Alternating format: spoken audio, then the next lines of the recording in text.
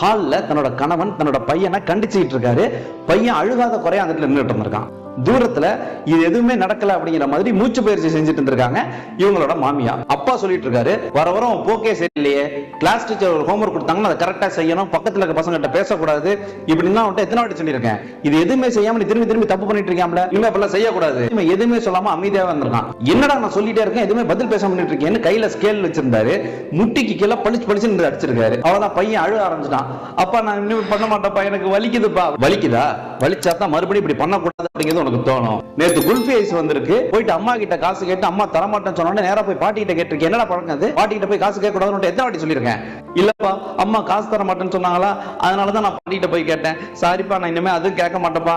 சரி போ குளிச்சுட்டு வா, ஸ்கூலுக்கு போகணும்ல. இந்த மருமகளுக்கு தன்னோட கணவன் மேல கூட கோபம் கிடையாது, அவங்க மாமியா மேல அவ்வளவு கோபம். ஏன்னா அவங்க ஒரு வார்த்தை சொன்னா இவர் அடிக்க மாட்டாரு, அப்படியே கேட்டுட்டு அமைதியா இருந்துருவாரு. ஏன் இவங்க சொல்ல